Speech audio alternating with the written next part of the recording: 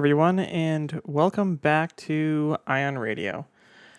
I hope I have sound. I've been fighting right before the stream started with getting my mic to work, so as soon as you guys can, give me feedback if you can hear me or not. Otherwise, I'm going to have to try to figure something out. So I'm going to just keep talking, assuming that you guys can hear me. And today is 7/11 of 2022. And we're going to be going over Season 4, Episode 3, Bale vs. Garm. So, welcome to the stream. And like I said, just waiting to verify if I have sound, and if not, I might actually have to restart the stream. Oh, perfect. Sounds good. So, long story short, this is what's happening with me on here. I haven't changed anything. I never change anything. I usually get done with Backseat. I don't really use this computer for much. I shut it down. And then next time I come up for Backseat, I turn it on again. So I haven't changed any settings.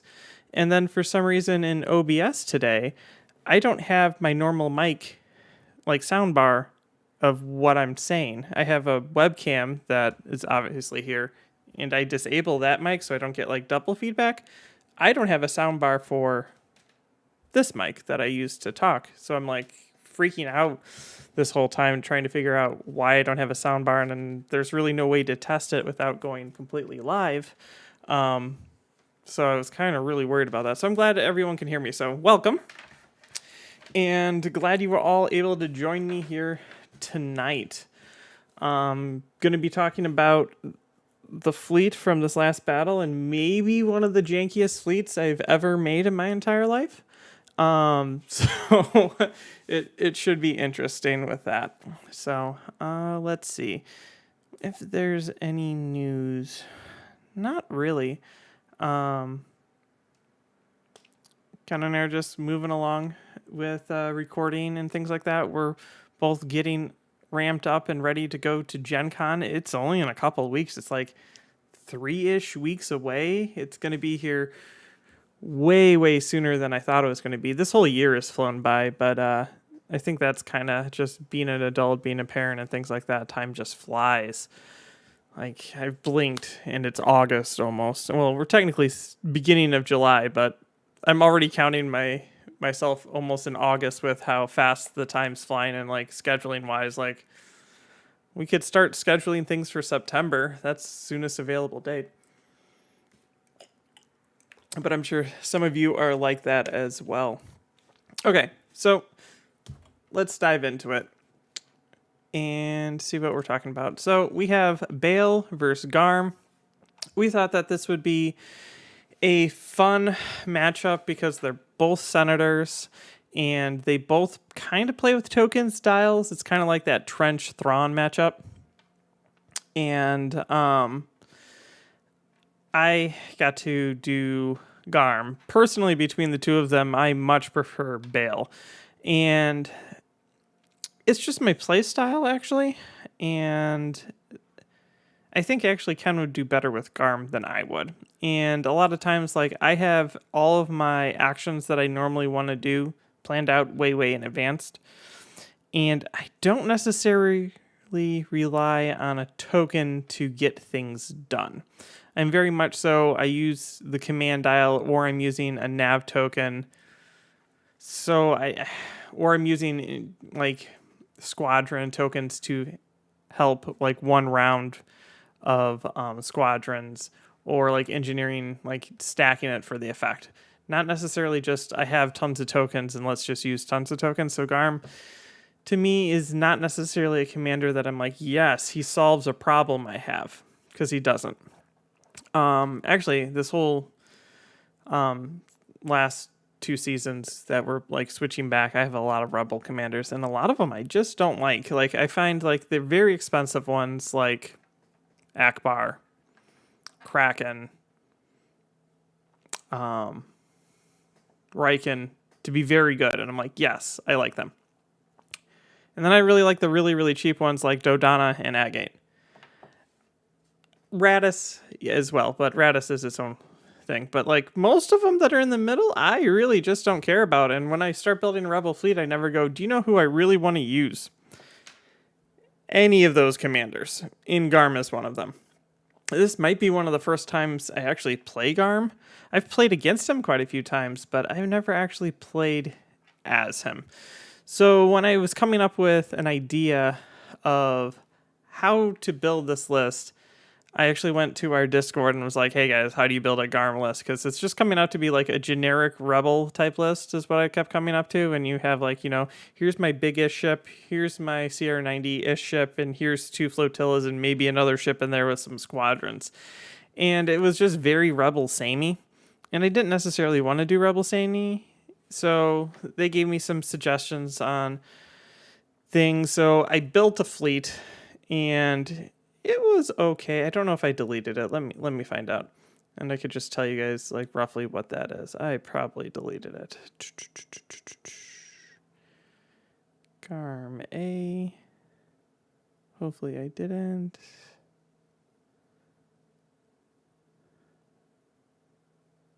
Here it is. So I had an MC-80 assault frigate with Garm, a Sokotano, reactive gunner, electronic, point defense, engine tech, link turbo, and home 1. So I'm like, that's kind of fun. Then I had an assault Mark II-A, Krista Agate, weapons battery team, reactive gunner, link turbo laser tower. So then I was going to try to do that Krista Agate refreshing your salvo, which I think would be pretty fun. And then I had a CR90, your standard TRC with Jaina's, Bright Hope, Slicer, Shara, and Tycho. And I'm like, I guess I could make Garm work with that just by feeding myself tokens of things I normally wanted to do anyway. But then my brain went down like this path of, or I could just do something really, really weird. And it ended up so I was just talking to Ken about how I really enjoy Peltas. And I just recently bought Peltas because they were on sale. And by recently, I mean this is almost 6 months ago. And I'm like, I kind of just really would like to play all my Peltas. So I'm like, I have a bunch of Peltas that I've never seen the table because before I only had 2 and now I have like 4. I'm like, let's just build a list of getting Peltas to the table because Peltas can kind of do everything. And I really have a love for Peltas after our first rebellion in the Rim campaign, which I use them as like super carriers to push squadrons and things like that. And I like them. They're tankier than every time you go to attack a Pelta. It's kind of like attacking a hard cell. It's way tankier than you think it is. And it's pretty good at surviving. So it likes engineering because it has a lot of engineering points. It's okay with squadrons if you decide to go push squadrons. It's terrible at maneuvering because it's speed 2, but like you can maneuver inside that speed 2. And then con firing is pretty good because it's a small ship. So you just, are exponentially adding to your dice compared to a large ship. You can make them be whatever you want, or you can run them just cheap. I personally prefer the Republic because they're cheaper. But there's something specifically about the Peltas you're about to see that I really, really love. And I'm going to talk all about that because I always call them like mini Star Destroyers. And when you look at them and you hear, oh, someone brought a Pelta, it's usually a meme fleet. This is what this is. But I'll explain why I think it actually is pretty good. So we're going to start off with a frozen mouse. Man, my computer troubles today. Here we go. So, flagship. CR90A with Garm and turbo laser reroute circuits. So this is so that I have someone to carry my ship commander around. And if you get into range with it, I'm going to hit you with a double. That's it. And then I'm going to try to speed 4 and stay out of firing arc. So this isn't really a combat ship. This is meant to be, hey, here's a bunch of Peltas. Please focus on them. And my commander stays alive. So I at least get his tokens out to me. That's what it is. Then we jump into Pelta Madness. Pelta number 1. So let's just take a look at this Pelta for a second. So it's a modified Pelta class command ship. It has 5 hull, 3 shields on the front, 2 on the side, 2 on both sides, 1 on the rear. Engineering 4. It has an evade, a brace, and a redirect. it can stay alive for a very long time. And like you can, at long range, you can just cancel out dice. Like this is, of course, if they don't get accuracies. If they don't get accuracies against you, you could take like 7 damage to the front, cancel 1, brace it to 3, redirect to the side, have no side shields, and 1 on the front. Wow, that's pretty good. So I can take lots of damage multiple times. And then I have 4 engineering, so I'm at like the big ship level, big boy level of healing. So I figured, why not do that? Cool. And then it has the fleet command slot, or whatever they're called. So I brought the first one, Intensify Firepower. So my strategy is, if I roll in slow, I only need to power it for turns like 3, 4, 5, and then discard on 6. So I need like 3 tokens to do that. I could probably do that.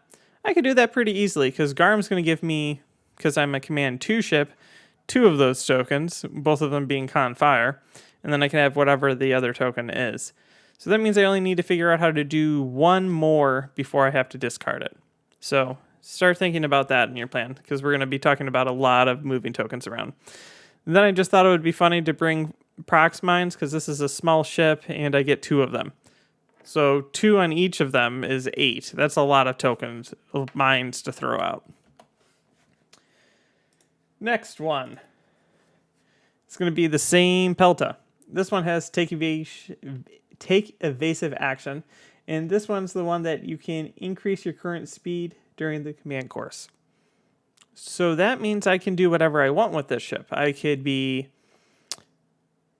engineering. I could be in confine. I don't have any squads. So then all my ships can just focus then on concentrating fire in an extra dice and repairing if they get into danger.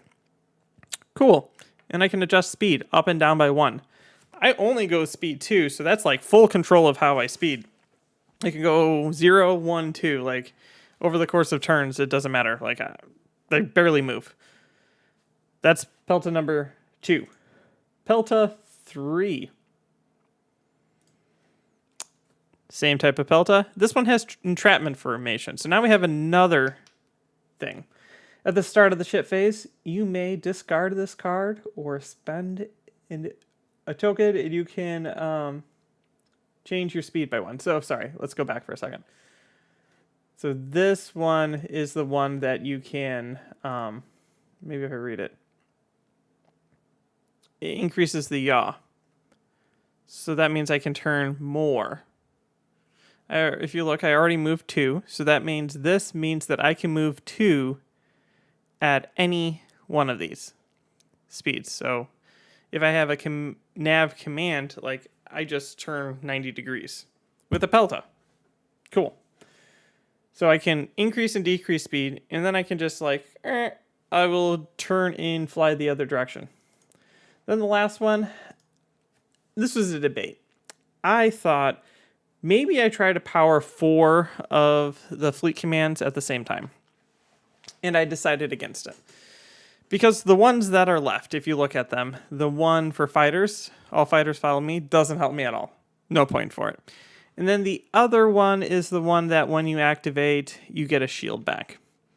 And if you look at this fleet, and I already talked about how they're a bit tanky, I'm not going to have multiple ships that are injured at the same time. I'm going to have one ship that's injured. So to power it, I need all my ships to be injured at the same time, and I'm not a hammerhead fleet that's going to be able to pass damage. One ship's going to take damage. So over the course of the game, if this isn't the ship that gets killed, I'm only going to be healing maybe 4 shields. So like the token and mental game to add into it of, hey, we need to, do more fleet commands, I decided just wasn't actually worth it. And instead bring Ezra, so then I could adjust an obstacle. And part of that was if I have mines, I could put them on obstacles, then I can move those obstacles. Or if there's an objective that has an objective token on it, I can pull it toward me or adjust the station. So I could obstruct, unobstruct shots. It just gives me some versatility.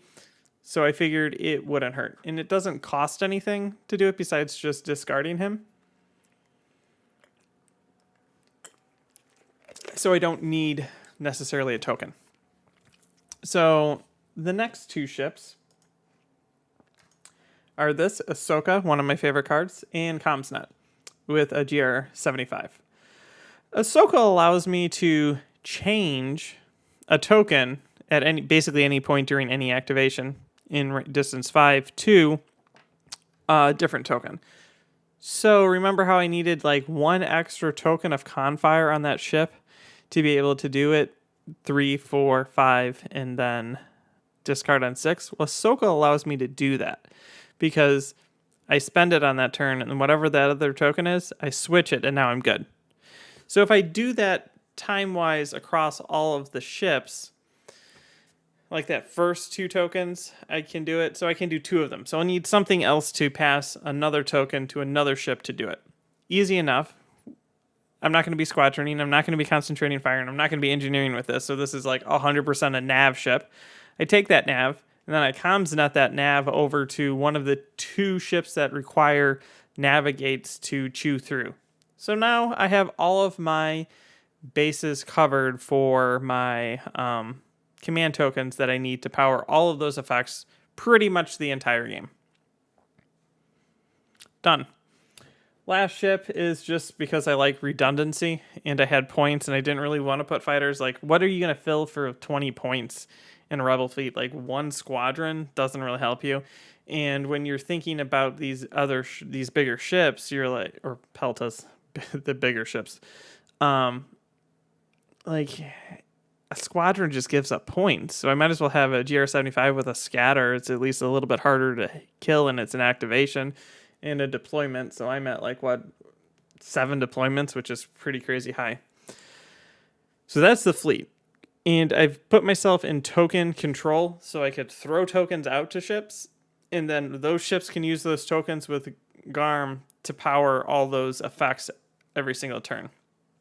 Then they can just decide, because they're 2 command, like I know when they're starting to get injured, I'll know when they need to nav, and I'll know when they need to concentrate fire. I can just rotate through those, and then like they can heal 2 shields, and that's pretty good. And I can, if I really need to, Ahsoka or hand him a token with a GR75 to heal 3 shields. So I can keep one ship alive decently well, and the rest can concentrate fire. So let's now talk about why I call them mini Star Destroyers. I'm going to flip back to them. Let's go back to the Intensify Firepower, because that's where this comes into effect. Let's look at the dice pool. And let's also look at this arc. This has a pretty decent wide arc that's kind of almost the same arc as the CR90, which has a decent arc on it. And it's pretty easy to line up double arcs, especially when you have the ability to double yaw on your first joint on any speed you're going because of all the command abilities. So I can pretty much navigate and guarantee myself a double, and I have enough activations that if you're moving any ships into it, I probably know where you're going because, I have 7 activations that I should be able to line up double shots pretty easily. So let's look at the dice.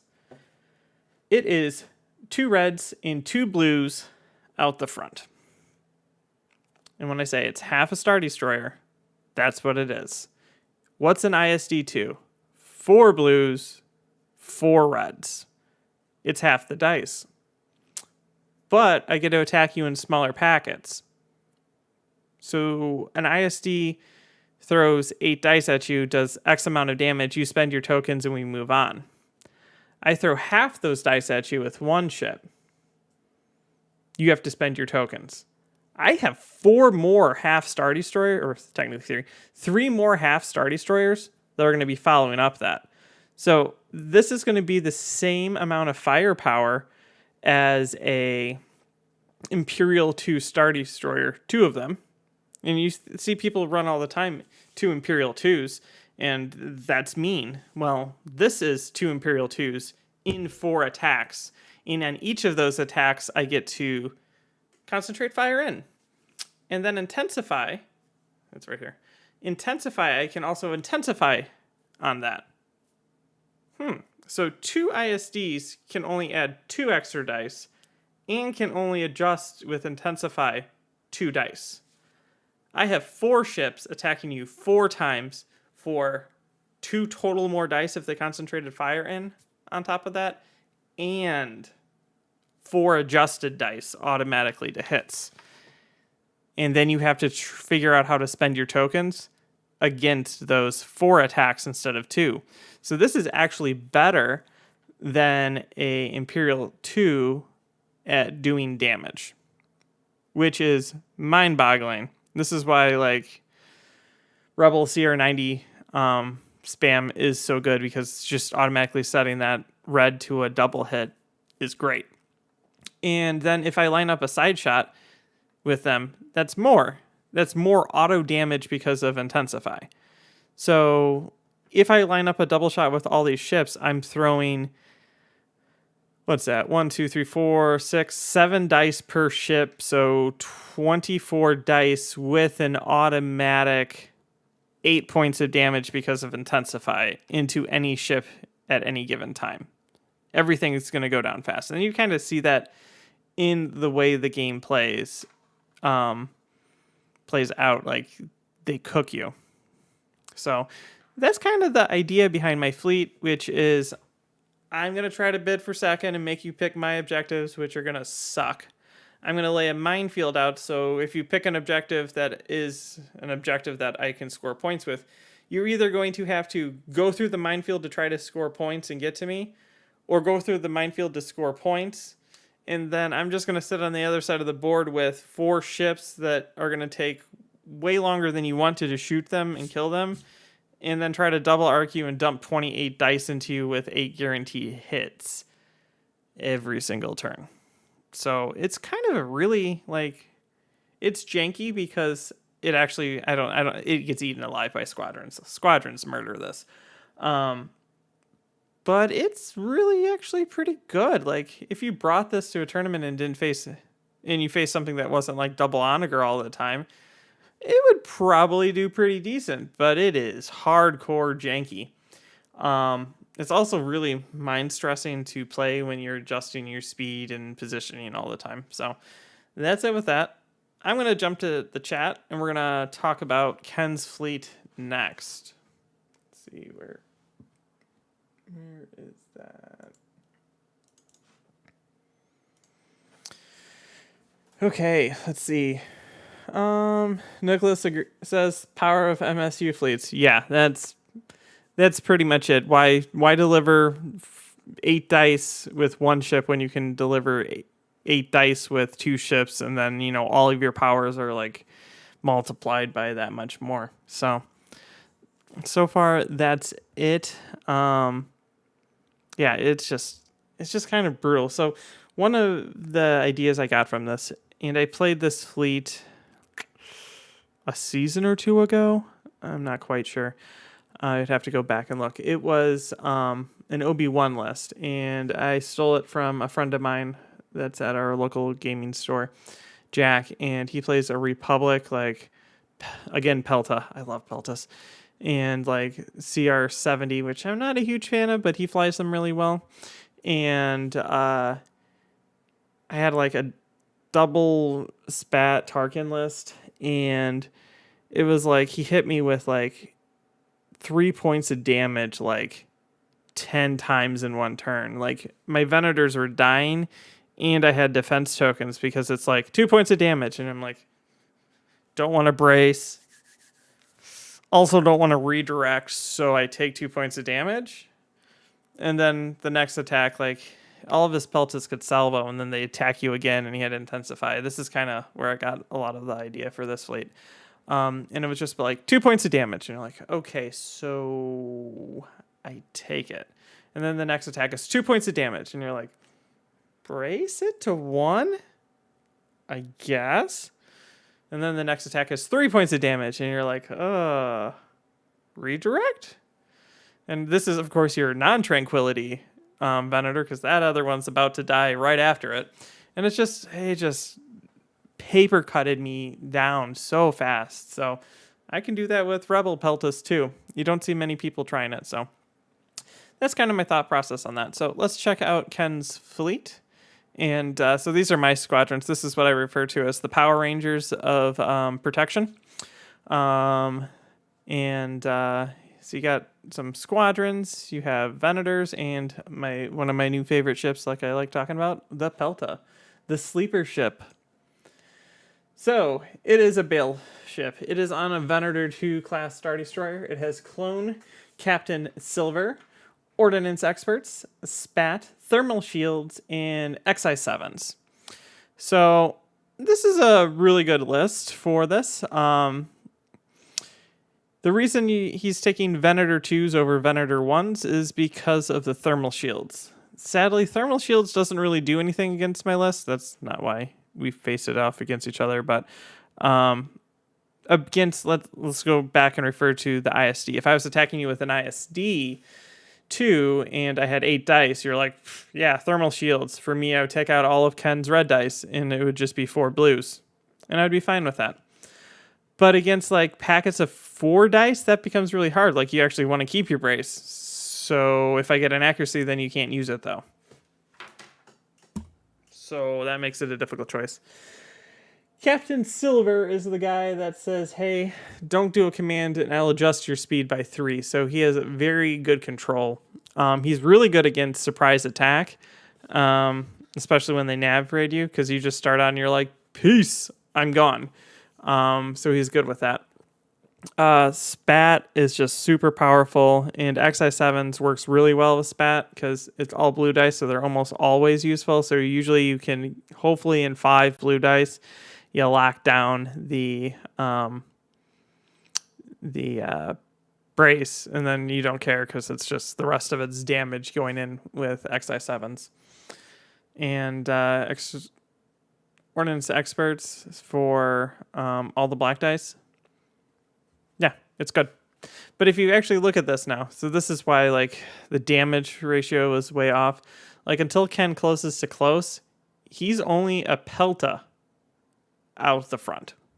So now we're gonna start grading things by Pelta power. So he is 1 Pelta out the front and 1 Pelta out the sides. So until he closes to close range, a Pelta actually kind of outguns him. That's a weird feeling. The second ship is a Venator 1, and this is going to be a ship that has Intensify on it. And it has Clone Navigation Officer, and you can give yourself tokens with that. So you can concentrate fire, give yourself a con fire, and then it's a way that you can use it to feed, intensify, and still do useful things. It has reserve hangar deck on it. All of his squadrons have swarm, so he can pull those things in. Then he has assault proton torpedoes, so when he gets in close with those black dice, it's going to punch, and then XI7s, because redirects are not allowed at all. Then you have a Pelta class transport frigate. It has projection experts and munition resupply. So I'm actually going to pause for a second and talk about this. I think we did it wrong in the video, and this is before, like, there was a lot of discussion on the Discords and things like that about actually the timing of this. And if you look at the timing of it, it's really hard to read this on my screen. I'm going to pull up the card.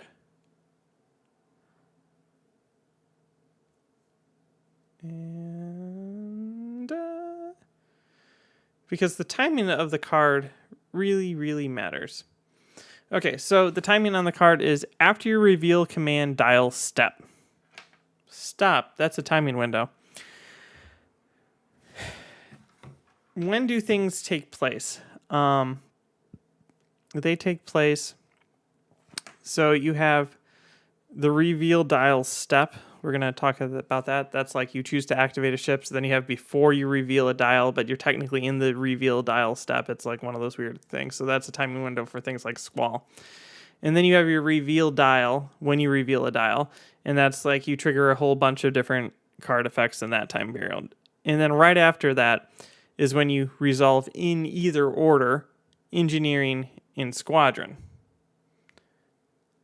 After the command dial step is done, you move into the attack step.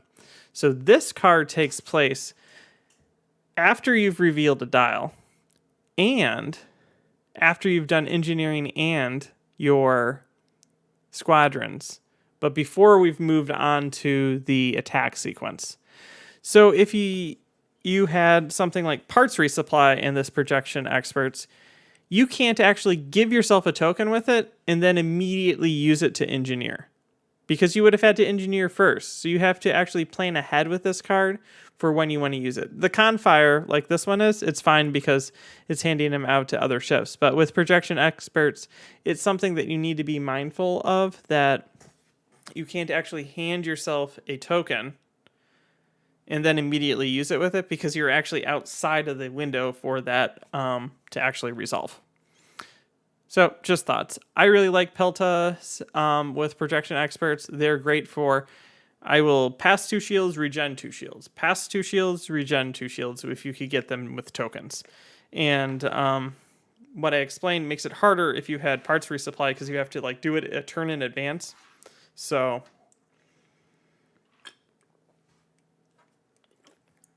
there's that. The rest of this fleet is just the V19s. There's 6 of them.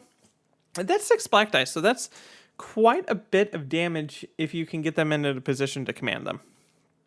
The only ship that's able to command things, though, is the Ven 1, because the spat on the Ven 2 reduces it. So, this is one of the problems that Ken and I always talk about. And you see this a lot with the way people build Venators. Like, they might put spat and intensify in the same Venator, because that would be great, but you only get 1 token. If there was a way for Venators to get multiple tokens at the in status phase, that would be bonkers amazing, but there's not. So you either have a choice that you should be going with intensify, or you go with spat. That's why he has it on 2 different ships. But honestly, the spat's way better on the Ven 1 than it is the Ven 2, because it reduces your squadron. So, but you want the Ven 2 because you want to have thermal shields. So it's like this whole building conundrum that actually Ken and I were just talking about it this last weekend. Of, we wish that we could have, have our cake and eat it too. Like, we wish we could have the defensive retrofit and we could have power, both intensify and spat, but you just can't. And like, if you're already investing in spat, then you don't invest in squadron. So you really want to use your spat every single turn. So then you don't really want to try to be powering intensify. And intensify is a really expensive card to just discard for a one-time effect. All the cards are actually really expensive to discard just for a one-time effect. So it makes a tough decision. I like the 6 squadrons. It's going to keep any actual fighter build off of you for a lot, because that's a lot of escort power. And then with the reserve, you get a bring 1 back on 2 just to be really annoying. That's 30 hull to chew through. If they had counter, it would be crazy powerful, but they do not. So if you can move them in front, like with me with no squads, if Ken was able to get them in sooner to me, man, that would just really, really mess me up. Because like 6 packets of damage, it's the same thing my Peltas are trying to do to your ship. You're just going to do right back to me. Okay, so let's kick it over to chat, see if anyone has made any comments. And if not, then I will get ready to talk about my terrible choices for objectives I gave Ken. And then how the game itself went down. Okay.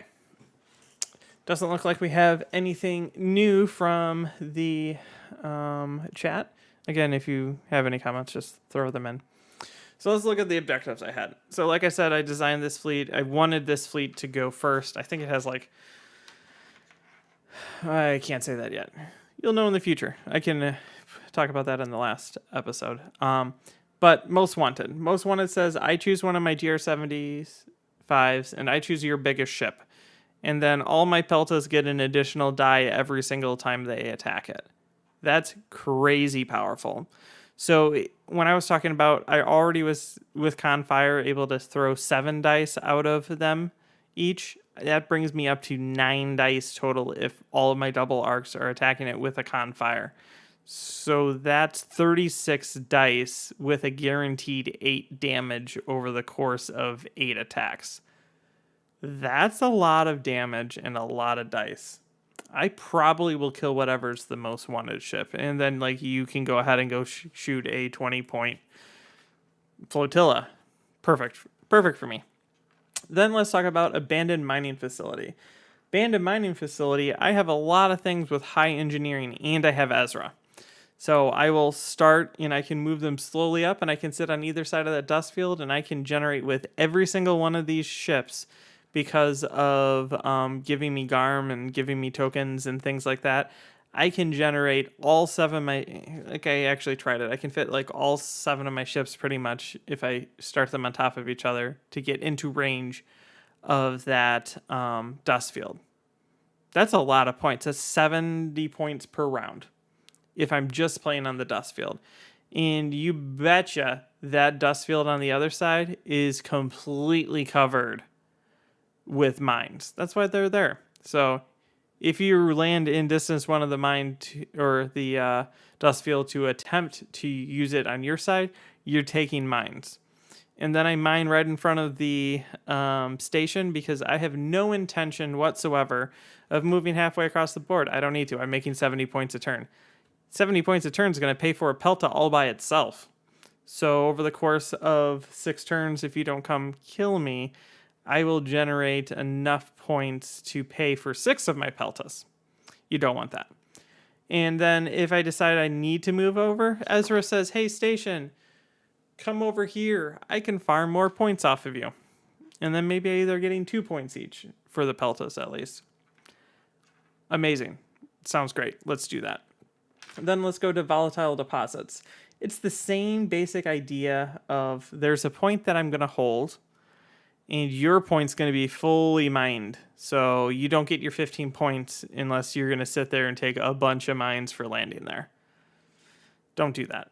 And then Ezra also means I can move things around, and I just have my GR75 sitting back there covering it, and you're going to have to come through a wall of Peltas to get to it. So I'm gaining 30 points, and because you're probably not going to be on that objective because of the mine, I gain 30 points a turn. So, like, ugh, this is just bad. I know people have made comments like when we were doing it, and Ken was talking about how there wasn't a good choice. There really wasn't. Like, I farm tokens with Abandon, I farm tokens with Volatile, or most wanted says I would like to kill your flagship, please. And that's just mean. And this is like why the list itself would work, is as long as you have the bid, like, here's some terrible, terrible choices. Yeah, that's it. So that's kind of actually how the game unfolds. I've never really used mines. That's why I decided to play them. So if you look here, we have the obstacles here, and I just minefield this entire area right here. So you can't really shoot through them because of obstruction. So you basically have to fly through the obstacles to try to shoot them. And there's a lot of them, and you only can shoot 1 per turn with your flak.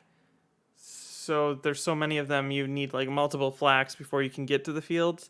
So it'd be really hard to cut through this field.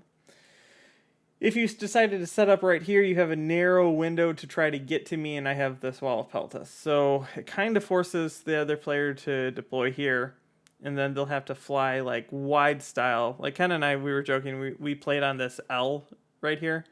And like most of the other parts of the board didn't exist for us because of this minefield here. So stay away from this area. And then I have all my stuff here, and I can then just turn it. And if you look at this pivot, like if we were to like cut, copy, paste, if I really wanted to, I could almost get this entire row right next to it. And that's kind of the idea that I had with it. So we look. I decided to drop everything to speed 0 because I can adjust my speed however I want, and I don't have very many high commands, so I just wait. Ken starts swinging around, his fighters start moving through, and I'm just waiting. So this is like the fastest 3 turns that we've ever played. I decide I need to start getting into that position. So I move everything because I have pretty much full control of where it moves, so I could line up all my shots like this. These ships don't need to move yet. This is starting to move. And then I realize that I actually mined in my way a shot. This mine needs to go. And then it takes like multiple rounds of flacking it multiple times with 3 rolls to try to kill it. So I start powering up all my abilities each turn now. And with that, I can outweight Ken to fly into this zone. And if Ken doesn't like jump into me, then I just can wait because of activation advantage. I can just sit there and wait for him to move into it. And we're just throwing the same amount of red dice, so I have an evade. It doesn't really matter. And then you can just see this is the standoff right here, that he's just slightly too far away to shoot at me, and I'm just sitting out of range to shoot at him. So one of us is going to have to move in, and then when it does, it's just going to be like pew, pew, pew, pew. And that's ends up what's happening. So everything crashes. I don't know how this happened. This looks like I actually planned it out, but how they all like lined up in perfect formation, I don't think I could actually do that again. But it looks really cool right now. And then my CR90's just coming in and just plopping those red dice long range. If you look how many double arcs, this just gets that has that has, like, there's so many double arcs here, and the closer we get in range, I could just drop the red or the blue and then intensify. It's like an auto damage. And against the flagship here, because it's the most wanted ship, I can add a dice in. So like I go from 2 dice obstructed to 1 dice to then 2 dice with most wanted to concentrate fire with 2. So I'm hitting you with 3 dice with an auto hit. Is just a lot of damage for not a lot of defense tokens, because even though the Venators have 4 defense tokens, they really don't.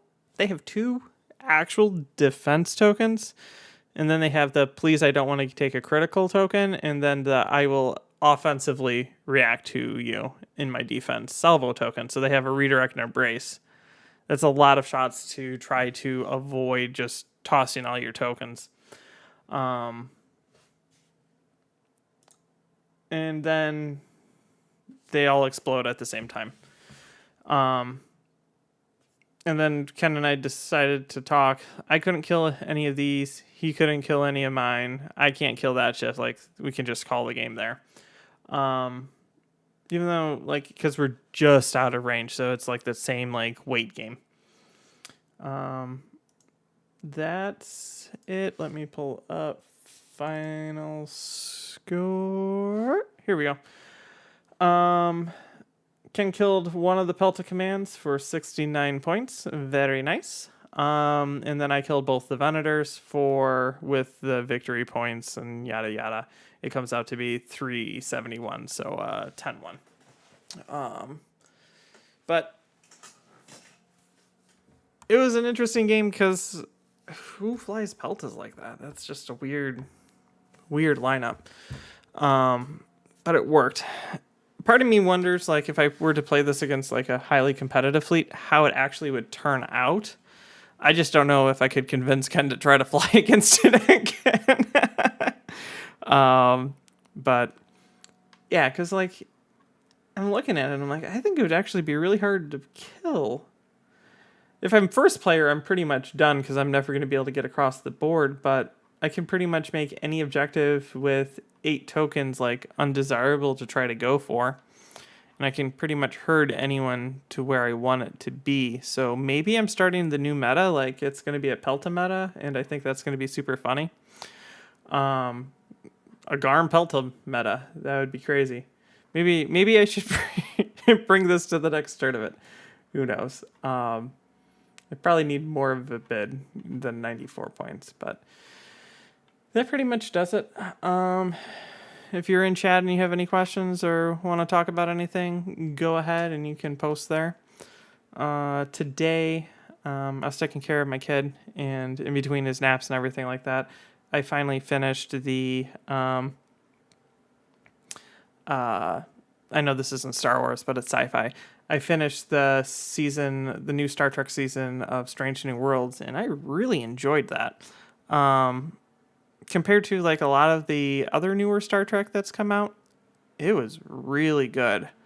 The whole season was like every episode. I'm like, oh, the last episode was pretty good. They probably can't top it. I'm like, oh, that episode was pretty good too, and the finale was really good. So, if you guys are sci-fi fans, you should probably check that out. And then after that, I jumped over to Orville, which is like the Star Trek but not Star Trek show.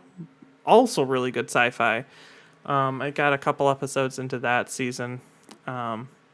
So my child does not appreciate Orville as much as he likes Star Trek, though. But I think that's because the Star Trek is more orchestra style music, and the Orville is not, like, it's not the same level of orchestra. This is why he's also a Star Wars fan already, because he really likes the music.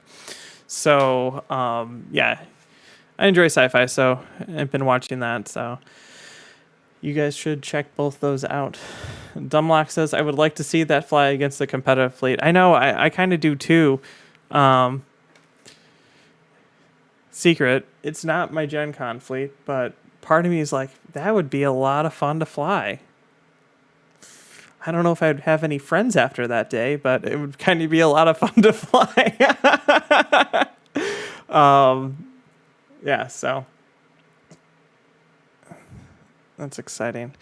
This week, I know Ken said he's working on getting the finale for the Monster Truck Madness out. He might actually be working on it now. So I'm not sure if it's going to be this week or last week. He has been pretty busy this last week, and so I don't know if he's had enough time to edit it. For those of you that are still with me, though, I'm going to give you the couple day early sneak preview of what's coming for later this week. Again, we release it early for Patreon on the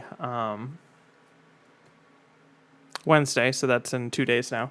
So let's jump over to a sneak preview of what would be Season 4, Episode 4. Blam. Dooku versus Darth Vader. This is going to be a very intense battle of the Sith Lords to see who's the master, who's the apprentice in this fleet. Is Darth Vader overpowered? Is Darth Vader overcost? Is Dooku any good with Raid? Is Raid even relevant? These questions will be answered in this episode. So hopefully you guys tune in for that. Like I said, Patreon gets it on Wednesday, and everyone else gets it on Friday. The old battle strategy. Do you think the victory is better for the Republic or the Venator is better for the Empire? Oof.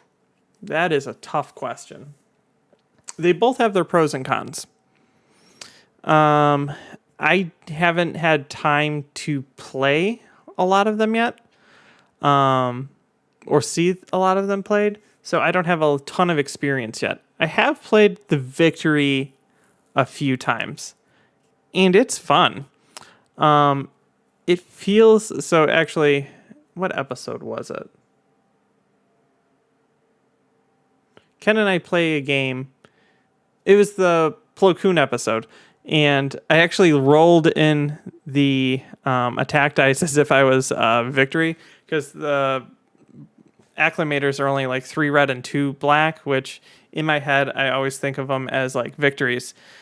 And I rolled 1 extra dice, so I feel bad. It was not intentional, like cheating, but like in my head it's the same as a Victory 1, but they have more. It has more dice. It fits kind of well into the fleet, like the salvo with 2 reds out the back's pretty good for the Victory, and a lot of times for the Victory you run out of shields before you run out of redirects anyway, so like that doesn't really affect it too much. And then the Venator, I have yet to be able to play the Venator myself. I've seen it played by other people, and I've had it played against me. And the Venator has, like, so the Imperial as a whole, like if you listen to our Command Stack podcast, which you should, it's fun, as a whole is in a weird spot. Onager is too cheap and is pretty overpowered. But take that away, and everything pretty much in the Imperial faction is currently obsolete for what the rest of the game is playing.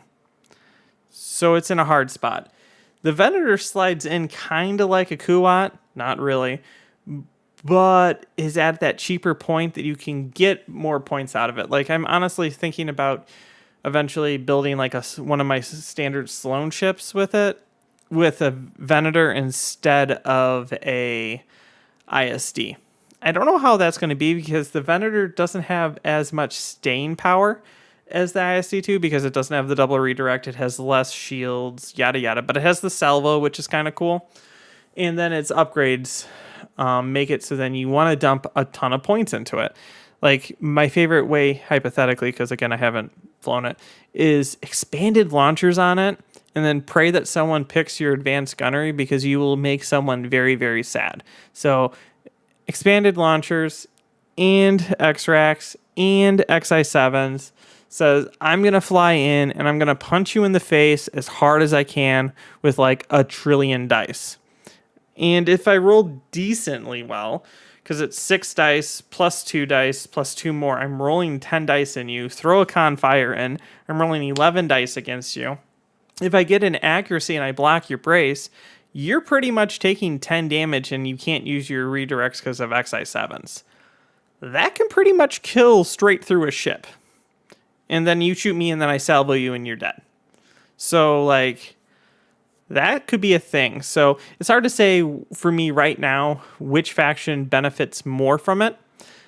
I lean toward saying the Victory because the Republic just doesn't have enough ships, so it adds like a 5th ship to the fleet, which is really important when you have like an incomplete faction. While the Venator adds something interesting, it doesn't necessarily fix the problem that the Imperial faction actually has right now, which is their ships are way too expensive for what they do compared to the Republic or to the CIS or to the Rebels. So, like, let's look at what's your fast red dice gunship, because most fleets right now play as red dice gunships. And you have a hard sell, which is like roughly 50 points, maybe upgrades, maybe not. If you run it upgradeless, it's fine. If you run it with like one upgrade, it's cool. A CR90, you're looking at 50-ish points with TRCs, so you can throw a lot of damage, and you don't need any other upgrades, and you can guarantee that you're doing damage. Cool. It's super fast, super maneuverable. Then you have the GAR. You can do the same thing with the C70s. And the Peltas, even though that they're slow, they're still cheap, and I can put like salvo tack onto them. And like we just talked about, like how much damage they can do because it's just pew pew pew pew damage. Then you look at the Imperial, and you have an Architan, which needs about 20 points of upgrades, and it's on a chassis that's already expensive, so you're looking at an 80-point ship. Wait a minute. All the other factions can do the same thing and be better at it for less points. That's kind of what the problem with the Imperial faction is right now. There's just every other faction's better than at it except for Onagers. And do you really just want to be the Onager faction? Because that's what you are. Like, you can push a lot of squadrons with Quasars. Cool. Your squadrons are weaker than all the other squadrons, and they have a rough time competing against so much like Biggs balls and things like that. And then you have an Onager. So that's why you see those fleets as the Imperial fleets. Everything else is just kind of costed out of place because of where everything else is. Everything else has salvos. The Imperial really don't. The Venator in the Imperial faction has a salvo, but it's a Venator. And it doesn't push squadrons well, so it doesn't fit into those archetypes.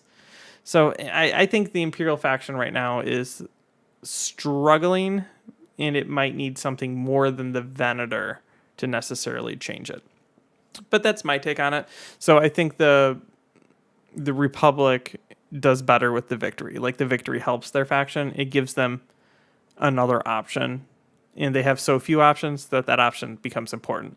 The Venator added to the Imperial, it's another option, but it's not necessarily a good option.